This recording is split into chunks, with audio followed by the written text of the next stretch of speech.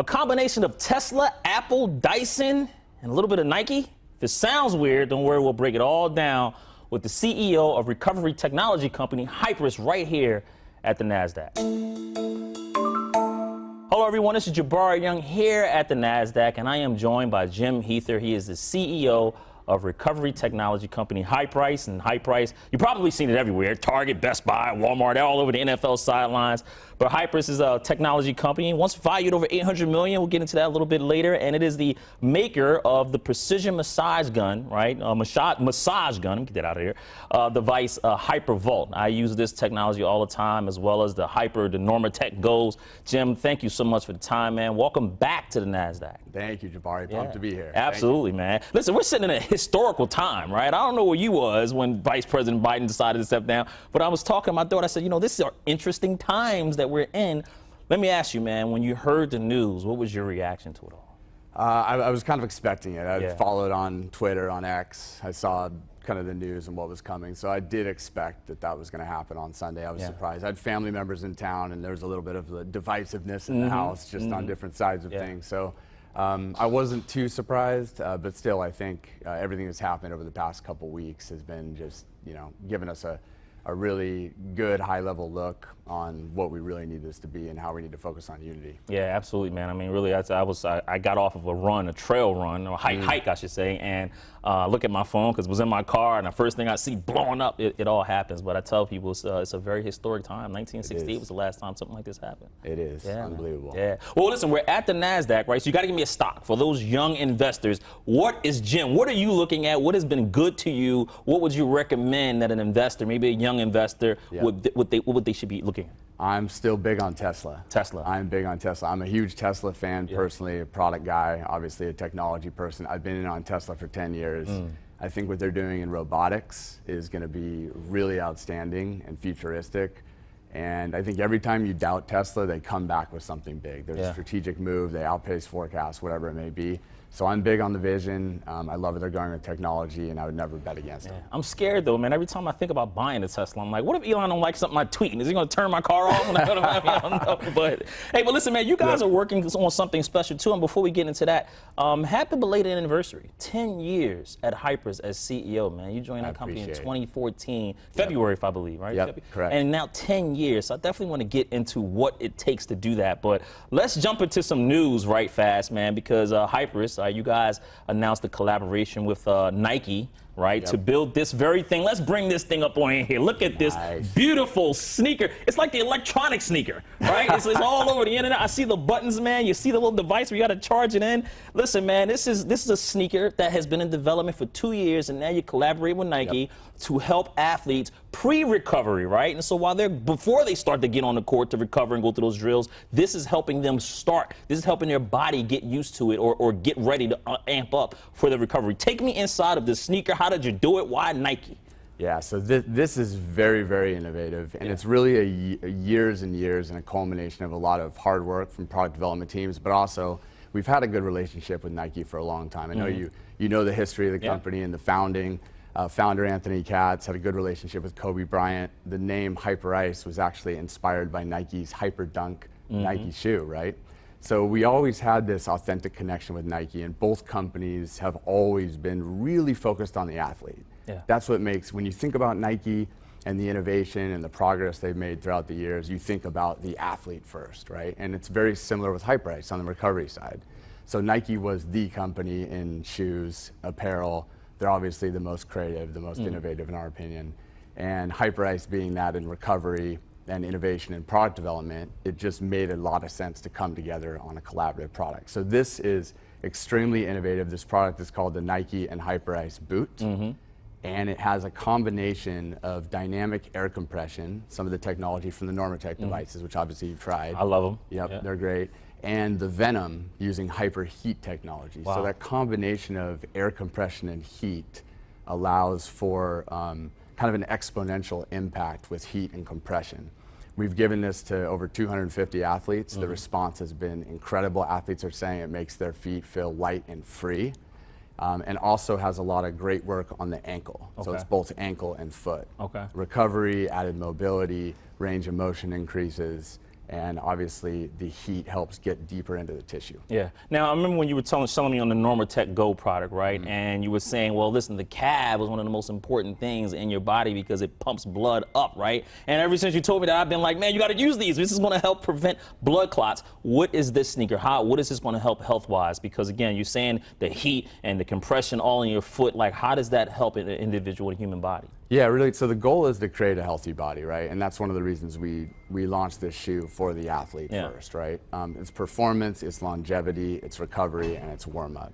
But I think the combinations of enhancing the ability for the body to enhance circulation and also to heat the soft tissue and make it more pliable and mobile has a very, very big impact on athletes' longevity and performance. Yeah. Now, what are these buttons on the side? Because I'm looking, I see the power button, right? And I see this little button that goes like, it looks like air coming out there, and then there's the heat one, and it looks like a button that you injected. Like, what are the little buttons on the side here? Turn this thing around. Yeah. So there's 3 levels of heat and compression. Okay. So, and you can use all different permutations of that, and it's also app controlled. Yeah. So this has a technology called Hypersync integrated as well. Yep, where you put both boots on, and at the same time you can basically mimic whatever heat and compression scenario you'd like to do. Okay. Right. So both of the Hypersync technology is patented as well, but it really makes the experience so that you're getting kind of an integral, even feedback loop with both the heat and compression. Right. So that's a big benefit.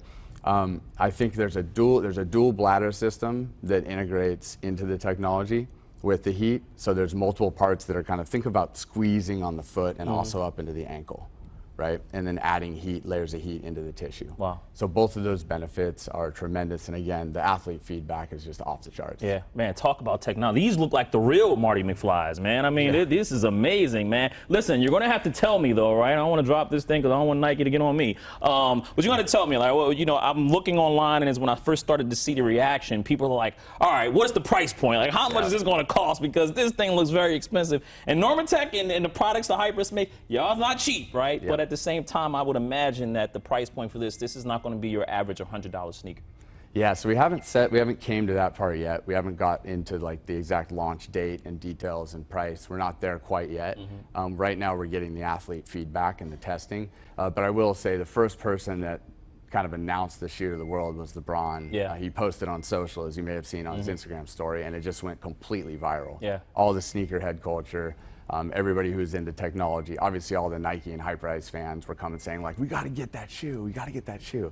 So I think already just with the limited amount of Hyperice Nike boots that are out there in the world, the demand has been incredible. Yeah, are you guys going to only make a few of them? I know, you know, I'm listening to recent podcasts, listening to Hyperice, you guys want to help it all. You want to help everyone, the firefighter, the person the person cleaning the streets behind us, like everybody, you want to help them all. But I would imagine that these type of devices, that you can't make too many of them because of all of the cost of just creating these things are probably out of control.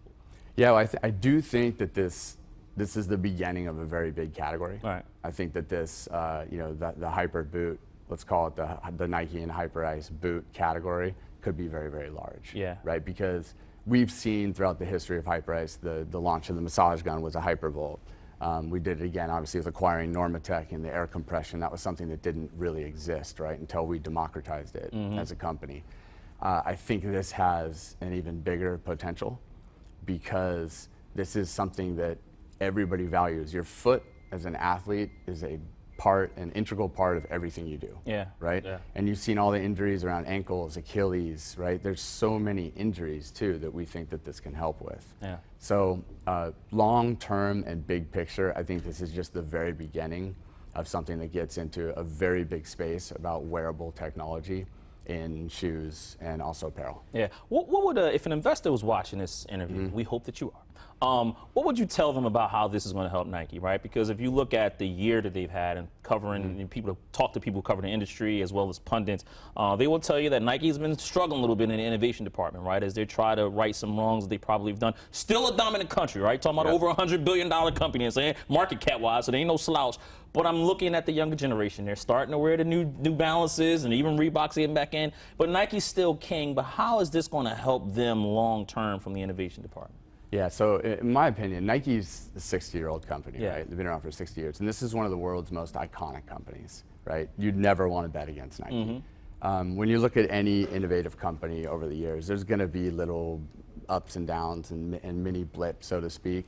But when you're the big gorilla, right, when you're the behemoth, there's always going to be competitors chasing you. Yeah. And they've set the benchmark of innovation for years and years and will continue to do so. So I think this, again, just speaks to their focus on innovation and for them to go outside the box and say, we're partnering with Hyperice because it's a unique, innovative company that's integral to the athlete, which is the focus of both brands. And we're going to go big and go outside our norm to create something this innovative and this differentiated. That speaks volumes. Again, I think that speaks to the mindset that Nike's thinking about long term. Yeah, absolutely. Well, listen, take me into Hyperice, right? I mean, last time me and you kind of really chopped it up. It was in August in 2022 there, and I know you were just getting the partnership with Ja Morant, NBA star Ja Morant, kind of rolling. And the products that you have on the market already, you're talking about the Hypervolt, right? We talked about the Normatec Go, the devices that you put around your calf to help, blood circulation, right? You got partnerships with the NBA, NFL. The company in 2022 was valued around $850 million. That was up from $700 million in 2021. Any update on that figure there? I know some companies have went up and down because of high inflation. Yeah, we haven't done a round since that last round. Okay. So Series B was the last round. Series B. I think we will do a round next year. Okay. So we'll get a benchmark at that point. Obviously, there's macro environment elements that have changed valuations up and down. But I can say we're having a really good year this year. Nice. So 2024 has been really strong. The consumer for us is back in a big way. And I think our innovation pipeline, we've talked about this a lot over the years, is stronger than it's ever been. Yeah. I've been there since 2014 at Hyperice. I love it. I love what I do. I'm very passionate about it. Our innovation pipeline has never been this strong. So we're working on products in 25, 26, and even 2027 that I think can be transformative. Yeah, yeah. Profitable? Is it profitable, the company yet? Yeah. So our EBITDA is going to be up multiples from last year. Nice. Gross margin up, 5 or 6 points, double-digit growth this year. So it's going to be a good year, but really setting up for a really big year in 2025 with obviously the innovations with Nike and many more innovations to come. How about the revenue, right? I remember we talked in 2019, we surpassed 100 million according to PitchBook. Are we surpassed that now? I thought I saw 139 somewhere revenue-wise. Are you around that figure? Yeah, we're above those numbers. Right, above 139? Yeah, okay, well that's been. What's it like to be CEO of a company like Hyperice Recovery Technology? It's awesome. It's awesome. Look, my passion has always been, I grew up playing sports. When I grew up in Silicon Valley, my dad was actually one of the early engineers at Atari and then was an executive at Sega. Wow. So I grew up around tech and I love sports. And then when I did business school, I did an MBA at Loyola Marymount University and really fell in love with case studies. Like what makes companies tick? How do you differentiate them? What separates them? What's it like to be a good leader? What's the right market fit? How do you continue to push innovation? What separates you, right? That inspired me. So the combination of business, technology, and sport, that's me. Yeah. And as CEO, you get to do that every day. And I think what's most exciting about this is it's a brand new category. Like we're doing things that haven't been done before, and it's very challenging because as you get bigger and you have people like LeBron, posting about the shoe. Yeah. I don't want to say there's a target on your back, but there kind of is, right? Yeah. Everybody's like, whoa, what's happening with this market? Like, what is this recovery and wellness space? I want to be part of that. And because of that, you got to continue to move. You're always moving and shaking. You're always trying to think about the next big thing. And you got to think not only short term, but you got to really set yourself up in the long term. Yeah. Right? And if you don't do that, that's a lot of times, I think, failures of CEOs is you get so caught up in the moment that you forget about 2 to 3 years out. In this role, in a new category, you always got to be thinking way ahead. Yeah. Well, you said you grew up in Silicon Valley, right? Now, I was just heard. First of all, thank your dad. Sega helped me through many times when I was grounded before. Okay, nice. Listen, it's playing Sonic and all that. Thank your dad for me. I appreciate it. But what was it like growing up in Silicon Valley, man? I would imagine that as that place continued to just get bigger and bigger, that it was like a fortress. Yeah, it was great. I mean, it was interesting. I went to Saratoga High School, and actually. There's 2 head coaches' daughters, both Pete Carroll and Mike Shanahan. Their daughters were in my grade. Okay. In class, so it was kind of again. They were in your grade. They're in my grade. Did you ask to date any of them? No, I didn't. Okay. I didn't. Okay. One of them I still talk to from time to time because she also works in sports. Okay. But yeah, there was a really close connection with technology and sports in Silicon Valley. Everybody was about the 49ers and the Giants, right? But then there's this emergence of all sorts of technology happening there. The boom of the video game culture, right? And so because of that, we were kind of immersed in this fast-paced environment, even in high school. And so seeing that not only with my father in the space, but also just people around me and their parents and families, it kind of got you into this like fast-paced culture of technology and sport. So I feel like you picked up on some of that at an early age in Silicon Valley where you wouldn't have in other areas. Yeah. What did you want to do? What did you learn from your parents? I learned a lot. I mean, I learned the importance of like balance for sure. Balance. But I think, you know, one of the things that I learned from my father was innovation. Like you constantly had to be moving and moving and moving. You could never be status quo. Yeah. Because in the video game space, Atari, Sega, et cetera, there were a lot of competitors that came out quickly too. Atari kind of set the benchmark. They were the first ever, right? And still an iconic company. He was actually on the cover of a video game. Yeah. Pretty funny. Wow. But you know, it was always like, what's the next thing? How do we get in? I remember they were testing virtual reality like 15 years before virtual reality ever came out at Sega. And I used to see the EEPROM boards around it and get to test those products with them and give them my feedback as a kid. Yeah. Right, so it's pretty cool. Wow, wow. Yeah. I do the same thing with your device about it with my daughter almost. Some of them she can't use because like it's too, but I do the same thing just to kind of test them to see what they think because there's a generation coming up. Yep. And I want to start to get them used to the recovery technology space. But so you go on and you get your MBA in finance and marketing after college, what'd you do? So right after college, had my MBA, I said I did a dual emphasis in finance and marketing and said I need to get some financial background because if I want to be in a real leadership position, I'm going to have to know finance really well. So I went to Smith Barney, Citigroup, did a couple years there, and then actually had worked at AEG, Entertainment group, right? Yep. Entertainment group for a little bit while I was in grad school. And I was actually selling some suites for like the Clippers and boxing and Lakers and things like that, just getting in there while I was in grad school. And so a couple years in, one of my former clients came to me and said, hey, he was actually a neuropsychologist, and said, I want to start this business in the concussion space, sports concussion. Yeah. It's an emerging space. At the time, Warren Moon and Lee Steinberg and Troy Aikman and Steve Young were kind of evangelists for the concussion movement, right? And he said, I want to start this business. You know business, and you obviously have a background here. Can you come over and join me, and let's build this company around sports concussion? And so at the time I had this like really nice office, corner office, like gold-plated office, but I had the entrepreneurial, I just had that itch of entrepreneurialism. So left that company, joined this startup around sports concussion. We built that company and then did a second company that I helped build around consumer products, also in sports concussion after that. And that was about 7-8 years prior to Hyperice. Yeah. Now, before Anthony convinces you to come over, right? How do you, if you had to give that advice about climbing that executive ladder? Because it sounds like you went through a lot of, moving and shaking before you found your, I guess, information to become a CEO, right? Yeah, 10 years in now. What would you advise those climbing the executive ladders? Like, what were you learning around that time that's still helping you today? Yeah, I think it's still things that we preach inside the company now, right? Working collaboratively. You've got to be a good team leader. Yeah. No matter what team you're on. If you're a manager and you're managing a team of 5, if you're a director, a VP, a CEO, you got to be consistent. Yeah. You got to be a good leader. Having good energy, huge, especially in a business where people get really passionate about it. Sports, people love it. Technology combined with sports, people love it even more, right? So if you're not bringing the energy, who else is, right? Yeah. So always got to bring the energy. And then an aptitude for learning. That is key. Never go in and think, hey, look, I know everything. I'm the guy. I got my MBA or whatever it is. No, you're just at the very beginning. I'm at the very beginning, right, of where I want to be. So always understanding that I want to learn. I want to sit there for the extra 30 minutes and learn from somebody in a different space. I want to have the extra conversation for an hour, take the extra meeting, and understand somebody else's business better, right?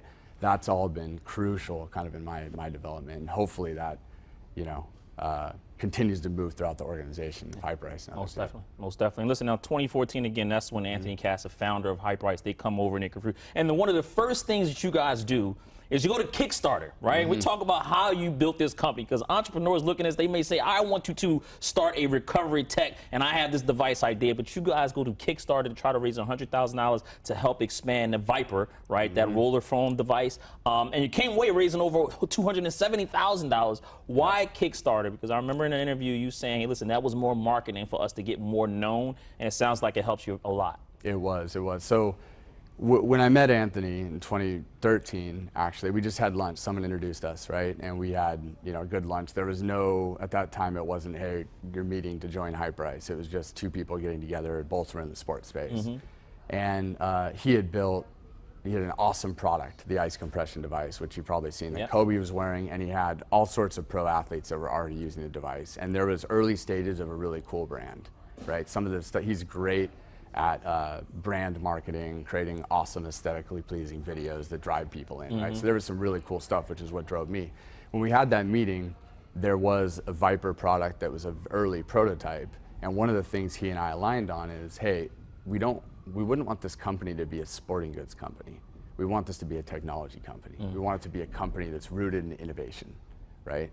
And at the time, Kickstarter was huge. It was a huge platform that was gaining all sorts of momentum. Everybody from Wired Magazine, Gizmodo, Hypebeast, all these, big time movers were following the platform. And we said, this would be a great way to position the company away from just sporting goods, right, and into technology. We'd use a technology platform to launch it. We'd tell the story around innovation and athletes. We used a lot of really cool, 3D renders and kind of manufacturing videos that would really highlight the innovation around the Viper. And it worked. It really did. We got covered by Gizmodo, we got covered by Wired Magazine at the time, and people's perception of the company changed, right? And that helped us get into the Best Buys and some of the bigger distribution channels that we really wanted to aspire to be into. It also highlighted the athletes that were a big part of the movement of Hyperice and what makes us so special, right? This authentic connection to athletes.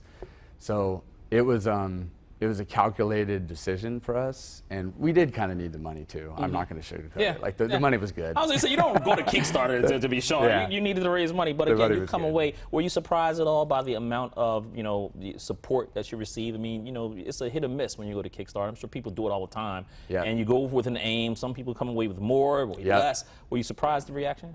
We thought we'd do pretty well because the video we had done was money. It was great, and we had, at the time it was Adrian Peterson. I was going to say Blake Griffin, Adrian, and Troy Lindsey Polamalu, Lindsey Vonn. So we had all these athlete icons in the video, as evangelists, which was huge. So how did you do that though? How do you get at that early of a state of a company to get an athlete to say yes? Do you use the whole, hey, we're a combination of Apple, Tesla, Dyson, and Nike? Do you use that to get them to say yes? That's one key, and I think a big part of our strategy was to bring athletes in as investors, right? So that's been, and we could talk about that too, because that's also very interesting, because I think we've done a really good job humbly getting athletes who really want to be involved to also be investors, and so they're just more incentivized and excited to participate, and the reason that's easy is because these products are actually helping them perform. They're helping with longevity, so it's natural. We're not asking them to just pitch a cell phone case or something, right? This is something they're already using. But I think at the time, there were already athlete investors in the company, so they were excited to help push and promote. And they were all part of the feedback loop in product development. So Lindsey Vonn had already given us insight for about 18 months on the product. So when it was coming to market, she was like, I want to be part of that. I've been the one giving you testing feedback, right? So it was really fun. It actually started, the Kickstarter started a little bit slow. We kind of jumped off, and then it was this valley, and there were a couple people in the room, I remember, who were like, oh no. And we're like, relax, this is gonna go great. We got a bunch of bullets in the chamber, and then we hit Gizmodo and a couple other media pubs, and it blew up. Yeah, absolutely. I mean, now listen, when you are taking that pitch to athletes and you're saying, hey, come and invest and like that, what are those conversations like? I mean, listen, they want to make money on money. Are you saying, hey, 3 to 5 years, 10 years, will returning your investment? How are you getting them to say, they're having to write a check, right? Right? They have to give you money. How are you giving them that reassurance that this is going to work? Yeah, and a lot of them are a lot more sophisticated. I've been in this space now for about 20 years, right? And everybody's more sophisticated now. So we're giving real pitches now when we're raising money from athletes. They're seeing all the financials, the P&Ls, the 5-year forecasts, the IP portfolios. It's not just hey, you want to invest and write a check. It's much more, much more sophisticated now than it was 15 years ago. But a lot of them, again, they believe in the mission. And they believe in the vision. And because these products, shoe included, obviously, the boot, are changing the physiology of the body, right? There's this impact that is emotional. Yeah. Because it's like I wake up every morning and I'm wearing my Normatex, right? And when I'm sore and I'm hurt or I'm injured, I'm putting on my Venom shoulder. Yeah. Or, you know, when I really need a massage and my body's stiff and sore, I'm using the Hypervolt. Now, like, I love those products. Oh, yeah. Right? Oh, yeah. So for them, it becomes like, I want to be part of this. And a lot of them want to be the face. So it's not just, I don't want to just be the sideshow and investor. Like, hey, if I'm going to invest, I want to be in your marketing videos. Like, if you're doing an ad with the NBA, we actually had a couple deals where athletes, as part of the deals, they wanted to be in the deal with other athletes, and part of the deals were conditional on them being in TV ads. Yeah. Right?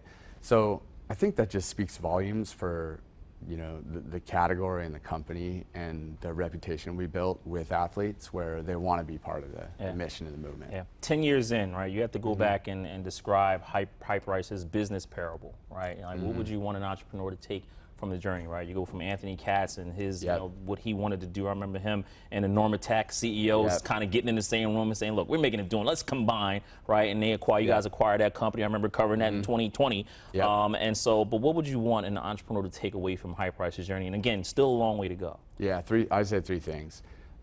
Investing in people. Investing in people. Investing in innovation, always. Like, innovation, if you don't invest in your innovation roadmap, it'll catch up with you, right? You gotta be, 1 year, 2 years isn't good enough. You got to be thinking 3, 4, 5 years out, because this world moves really fast now, and there's, you know, a lot of technology innovations coming at all times. So those are two, and then the third is more unique to Hyperice. Like, we have stayed true to the mission and the athlete, right? And there's been times where we veered slightly and we veered back because it didn't work, right? There's been a couple times where we made moves that maybe were a little out of our wheelhouse, and then it felt a little outside, and we came back. And so really staying core to the vision and the mission. And that's what's made us unique. Like, the relationships we have with athletes, trainers, performance experts doesn't just drive market awareness, it's driving innovation, because we're able to see around the corner, right? We're able to hear from these trainers in the NBA and the NFL who are saying, like, hey, our athletes are asking for this, or there's this new modality like this, or hey, what if you did this to the product? Our athletes think this would be beneficial. And that feedback, you can't get that if you're jumping into the space. It's years and years of reputation. You know, and that started with Anthony and obviously G from Normatec and others, and just the company's relationship directly with athletes and experts. Yeah, absolutely, man. So look ahead and close out here, man. And I thank you so much for the time, Jim. Again, now that you're 10 years in, too, I believe you're eligible to start working with Rolex, if I'm not mistaken, right? Yeah, right. That's good. That's 10 10 years. You I reached like that that. mark, right? I like that. So that's good. Congratulations. So the next sneaker you come in with is going to have a big Rolex sign on it with Nike, and it's going to be dope, man. Make sure I get the first pair. That's awesome. Listen, you have an ongoing competitor, right? Thorough Body is a lawsuit with them. Any update on that? Patent infringement. And you guys have been down this road before, back and forth, and you always seem to settle. Is that where we're headed here? What's the update on that lawsuit? So we actually have, we have a piece of IP that's very strong, and multiple patents coming around it. And they're about, we did 60 lawsuits so far, a little bit more than that, with companies, and we've removed, I think, 350 massage guns from the market so far off selling platforms. So this is one where, with IP, you really have to protect your inventions, especially when, when it's an innovative product and the dollar amount gets so big, right? So we feel that, the IP we have is really strong, and obviously the legal system will hash out what happens there. But in this case, we feel really good about where we're going, and again, we feel like it's what companies should do to protect their inventions. You spend a lot of time, energy, resources to develop technology, and you have IP, you should protect it. Yeah, absolutely. Well, Warrior's getting a big check too, man. That's true. Got to hire them. Inflation is still high. Listen, price at the grocery store. I was there yesterday, man. Spent like $80 on 2 things almost. And so I would think your devices fall into discretionary spending, and with inflation is so high, people will have to pull back. What are your customers telling you? You seeing your sales drop a little bit? What's that looking like? We haven't. We're trending up double digits this year, which is great. I think that because we are a health tech product, I don't want to say we're resistant to inflation, but I do think that some people are going to prioritize health a little bit more than maybe other discretionary items. Yeah. Especially with all the awareness that there is around the benefits of health. There's so many medical and scientific studies coming down the pipe right now, and people just are, that's actually something that COVID did that's interesting. It just got people to think about their health and wellness a little bit more too. So I do think that was an accelerant. But in general, we haven't seen a slowdown specifically this year. You know, we're having a really strong year. And I think as long as we position the products, even though they are expensive, to the benefits and the value prop on what it does to the human body, I think people will still find the value. Yeah, most definitely. Relationship with Ja, I remember, you know, listen, he got into some off the court incidents, but served the suspension. Image seems to be recovering. Yep. And he's still in the Hyperice family. Where does that relationship stand? Yeah, he's still in the community. Good. He's an investor, Right. so he actually invested as well. We still touch base with him all the Good. time. So we'll send him products for testing. He participates. Yeah. When that happens, look, do you have to roll back a little bit and just say, hey, you know, let's pause and maybe, you know, redefine some things and hope to get him back in the picture? Like, or is he automatically going to be back in that marketing circuit? So yeah, we usually, we'll pull back, but we'll have the conversation. So we'll call and literally, whether it's him or his agent, sometimes it's both, and just have the conversation. Here's kind of what we're thinking. We want to support as best we can. He's always in the Hyperice community, but we might want to lay off this. Here's the reasons why. And a lot of them, when those things happen, understand. Yeah. Right? And they're also thinking about it as a shareholder. So they're now thinking about it not just like, hey, you owe me this for whatever, and like they're pulling deliverables, but it's more about like, I understand, I'm part of this company, I invested in it, and that's a wise decision given the time period. So yeah, I think we wish him the best, and I think he's going to come back strong. Most definitely. Yeah. And off the field stuff, I think he's going to fix it, and that's just my personal take. Most definitely. I'm looking forward to it too, man. And I enjoy watching him. You know, great young man. Great. First million, how did you make it? How did you spend it? Anything you would do different? For Hyperice? Yeah, well, just you. Your first $1 million. I would think that 10 years in a company like this, you're a millionaire at least. I mean, I'm pretty. I feel pretty strongly about real estate. That's kind of. I mean, I've definitely invested in some private companies and hit or miss, right? I'm 50-50, right? And there's a lot of. You know, when you're investing in them and you're not running them, it's a very different perspective. And I've actually learned a lot from that, right? As thinking about how our investors analyze their investments in Hyperice. So I've definitely done some private investing. That's where you made your first $1 million at in private investing, real estate? I think probably, yeah. I mean, a combination of a few different things, but yeah. Yeah, when you look at your receipt, did you remember how you spent it? Like, damn it, all of this, what did I do? I didn't do anything crazy. Nothing? I really didn't do anything crazy. Okay. I think my wife and I went to Vegas for something and lost half of it there. Yeah, maybe we did. But no, I didn't buy like a $50,000 Rolex or anything like that. Yeah. Yeah. Yeah. Thinking about it, would you have the $50,000 Rolex? Maybe. They're nice. Especially now, it probably would have doubled. Absolutely, man. They're nice, man. Yeah, it would have doubled. And two things to let you wrap go, because you're a CEO. I know you want to get out of here, man. Black Business Month coming up in August. When you think about a black business leader or someone who did some extraordinary things within the black community, doesn't have to be famous, who comes to mind? Who stands out? Oh man, there's a lot. I mean, Barack Obama comes to mind. Barack Obama. Yeah, he comes to mind right away. Right. I think, when you think about different communities and different cultures, like even like a Dr. Dre in that culture, I think what he did in music, and then obviously helping build Beats and selling it to Apple was huge. I mean, I think there's so many that have been absolutely transformative in different spaces. Yeah, but Barack and Dr. Dre, those aren't bad though. Definitely not bad. Yeah, I think I tried to pick two completely opposite. Yeah. Two completely opposite. Yeah, you hear Barack all the time. You don't hear a lot of Dr. Dre, so I'm glad you said that. Definitely an inventor with the head. Beats by Dre. He sold to Apple, billionaire. And good to great. And listen, you're a CEO. You've been one for 10 years now. Again, congratulations. So I think you would know what the difference between a good CEO is and a great one. Going off of Jim Collins's book, Good to Great. What's the difference between a good CEO and a great one? A great CEO is going to focus on lifting others around him and actually should be able to have a company operate successfully if they're out for a few weeks or whatever it will be, right? A good CEO is going to be able to teach, inspire, lead, and cultivate future CEOs, right? And if you can do that, that means that people are learning from each other, not just you as the leader, as the CEO, but they're learning from each other. You're creating an environment for people to learn. Yeah. And I think that is one. Two, I think you have to be really consistent, but you have to be really adaptable. All right. You have to be able to like not get overly up or overly down. You got to enjoy the highs and understand the lows, but you got to be able to say, hey, look, this happened right here, and it's not going to stress me out. I'm going to overcome adversity, and unquestionably we can overcome this. Yeah. And here's the ways we can do it.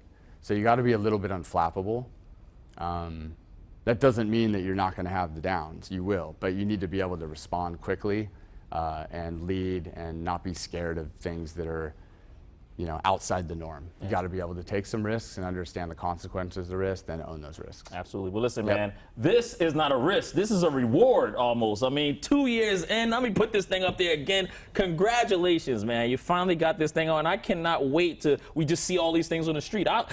Listen, these are the Marty McFlys, the real one, right? Yeah. I mean, you look at them. These things are phenomenal. Jim, listen, I've seen your product, man, since I've covered the NBA in 2014, and I'm walking around and seeing what are all these guys running in the league. To see that you guys are here 10 years in and making this type of invention, it is truly remarkable. Congratulations. Cannot wait to cover that raise, right? Give it to us as exclusive. And listen, man, more prominence to come. This is great. The Nike X Hyperice boot right here. Giving you a Forbes exclusive right here in the studio. I get a chance to touch it right here. Thanks a lot, Jim, for joining us at Nasdaq. Really appreciate it, man.